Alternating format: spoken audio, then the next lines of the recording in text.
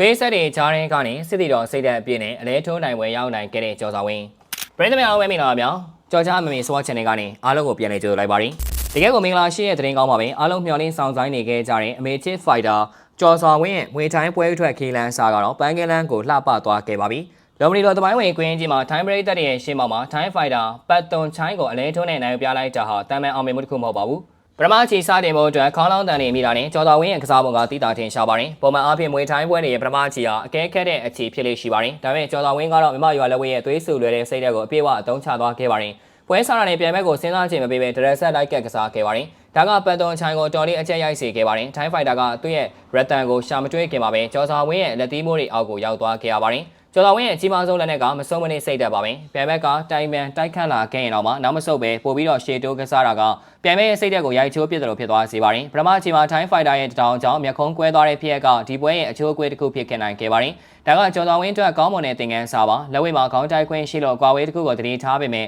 မွေတိုင်းမှာဝင်တဲ့အရှိန်လွန်သွားရင်ဒါမှမဟုတ်ကာကွယ်မှုရော်ရဲသွားရင်တောင်ကချက်ချင်းဝင်လာတတ်ပါတယ်။တမန်ကစားသမားဆိုရင်မျက်ခုံးကွဲပြီးသွေးမြင်လာတဲ့စိတ်လောသွားတာဖြစ်တတ်ပါတယ်။ဒါပေမဲ့ကျော်တော်ဝင်းကတော့ဒဏ်ရာရလေပိုကျန်းနေဆိုတဲ့ပုံစံမျိုးပြသခဲ့ပါတယ်။သွေးဆက်တွေကြားထဲကနေပဲပြန်ဘက်ကိုပို့ပြီးဖိအားပေးခဲ့တာကသူ့ရဲ့ Warrior Heart ကိုကမာတိအောင်ပြသလိုက်တာပါပဲ။ဒုတိယအချိန်မှာတော့ကျော်တော်ဝင်းရဲ့ power ကစကားပြောသွားပါတယ်။ကျော်တော်ဝင်းရဲ့လက်သီးချက်တွေကလေးလံပါတယ်။လက်ဝဲမှာအသားကျခဲ့တဲ့ power လက်သီးတွေဟာဘောင်စင်လက်အိတ်ဝေထားပေမဲ့လည်းထိရောက်မှုရှိနေစေပါပဲ။ပထမတစ်ချိန်လဲကျသွားချိန်မှာထိုင်းဖိုက်တာပြန်ထလာနိုင်ခဲ့ပေမဲ့ခြေထောက်တွေကခိုင်မာမှုမရှိတော့ပါဘူးဒုတိယအချိန်လဲကျမှုကတော့အပြတ်သက်ပါပဲကျော်တော်ဝင်းကပြန်မဲ့နာနေမှန်းသိရတဲ့အခွင့်အရေးကိုလက်လွတ်မခံပဲအဆုံးသတ်ပစ်လိုက်တာပါပြန်မဲ့ပြန်အောင်မထားနိုင်တော့တဲ့အခြေအနေအထိရောက်သွားခဲ့တာကကျော်တော်ဝင်းရဲ့ finishing instinct ကကောင်းမွန်ကြောင်ပြသနေပါတယ်ဒီနိုင်ဝဲကကျော်တော်ဝင်းတယောက်တည်းအတွက်မဟုတ်ပါဘူးသူလေးချင်းနေတဲ့ fair test ချင်းအတွက်လည်းအရေးကြီးပါတယ် fair test ဆိုတာကကဘာကျော်ချင်းတစ်ခုပါသူ့ကိုမွေးထုတ်လိုက်တဲ့ fighter တယောက်အထူးသဖြင့်နိုင်ငံခြားသား fighter တယောက်ကလုံမနီပွဲဥထွက်မှာအလဲထိုးနေနိုင်နေဆိုတာဂျင်းရဲ့ဂုံတိတ်ခါကိုမြင့်တင်ပေးရရောက်ပါတယ်FedEx ကကျော်တော်ဝင်းပေါ်ရင်းနှီးမြုပ်နှံတာမှန်ကန်ကြောင်းတက်တည်ပြလိုက်တာပါဒါကသူ့အတွက်နောက်ထပ်ပွဲကြီးတွေအခွင့်အရေးကောင်းနေဥပမာ1ချန်ပီယံရှစ်ကိုသွားမဲ့လမ်းကြောင်းတွေပိုရလာဖို့လမ်းဖွင့်ပေးလိုက်တာပါပဲအောင်ပွဲခံချိန်မှာလည်းလိုအပ်ချက်လေးတွေကိုပြန်ကြည့်ဖို့လိုပါတယ်